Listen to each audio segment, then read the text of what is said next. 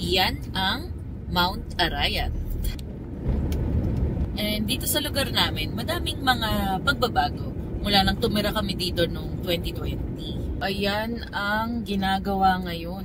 Meron na kaming kanal. Almost 5 years na kami dito sa Arayat, pero ngayon palang magkakaroon ng kanal dito sa lugar na to. Kasi sa part na to, bumabaha. Kung nakakotse ka dito, yan, dito mismo sa dinadaanan natin ngayon, ay yung tubig nasa bumper mo na. Kaya malaking relief para sa amin dito na dumadaan halos araw-araw na magkakaroon ng kanal dito kasi yan lang naman talaga ang problema eh. Walang pinupuntahan yung tubig. This is one thing that is being developed here in our place. Imagine, no? Yan, yung buong parte na to, walang kanal dito. Ito pa, sa kabilang side naman yung gumagawa. Pero para sa ibang taga-Pampanga, ganito rin ba ang kahulugan ng pag-unlad para sa kanila?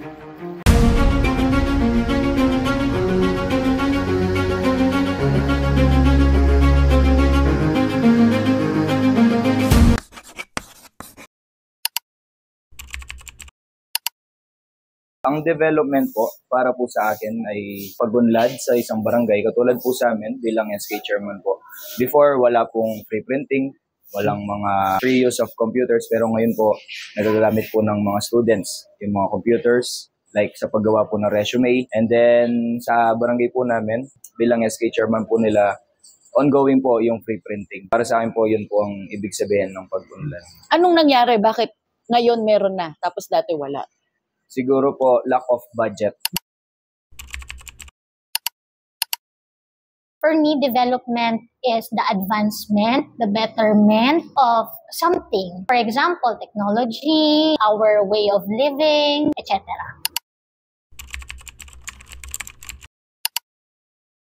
Para sa akin po, ma'am, paramdam nila sa atin yung mga pangako nila. Yung mga pangako ba nilang ibababa lahat yung mga bilihin para yung mahihirap, kaya nilang bilhin. Kasi marami sa atin ngayon ang hirap.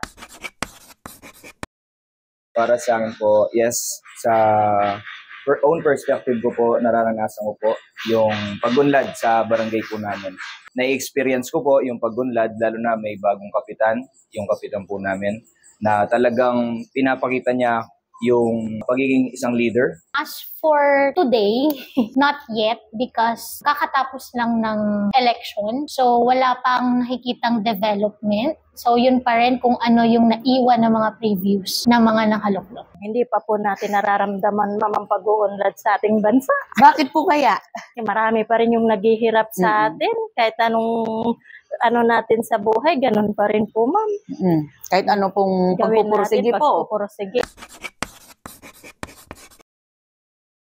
Dapat mangyari na matutunan po muna ng isang leader. Paano ba yung development? Ano ba yung ibig sabihin talaga ng development? Kasi po, hindi natin maibababa sa bawat barangay or sa ibaba ng Pilipinas talaga yung pag-unlad kung hindi umuunlad yung isang leader. So, everything falls on the leader. Yes po. So, dapat mauna muna ang leader bago ang pag-unlad ng... Yes, kasi po ang tunay na leader, kunyari po ako bilang SK chairman po ng barangay namin, hindi ko po may papatubad sa kanila yung ganitong bagay kung ako po mismo hindi ko po matupad yung ganung bagay. For example, binigyan ko po sila ng problem. Siyempre po bilang isang leader, kailangan bigyan ko po sila ng solution kung paano po nila gagawin itong ganito, ganyan. Moving forward po, kapag hindi na po nila ako kailangan sa isang problema na yon, kaya na po nilang solusyonan. Doon ko po masasabi na yung pagiging leader ko is naging success. Yun po para mapaunlad yung buong Pilipinas, siyempre po dapat yung isang leader natin kaya niyang i-handle lahat ng struggles na darating sa Pilipinas. Para masabi ko na the Philippines is developing, dapat evident yan ng economic growth, less corruption, less crime, and easier when it comes to government offices. Dapat ma-modernize kasi meron pa rin mga government offices na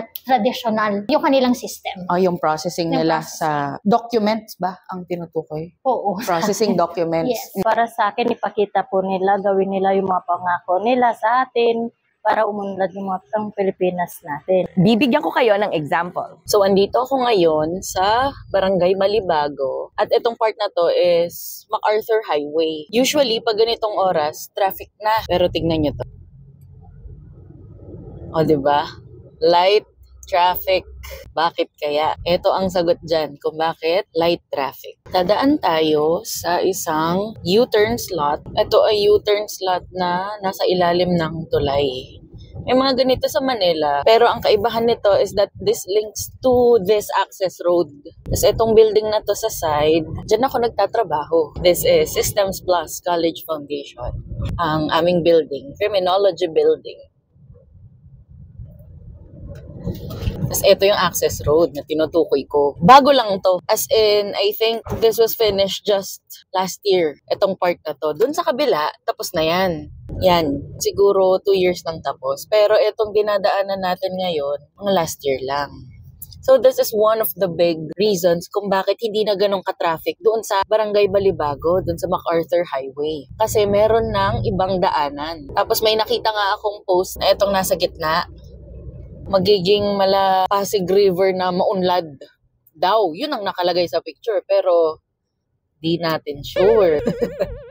Kumbaga, this is one of the things kung bakit obvious ang development dito sa aming lugar. Especially for me, kasi hindi ako taga dito sa Angeles. I'm from Arayat. So, ang layo ng aking work mula sa aming bahay is around 15 kilometers.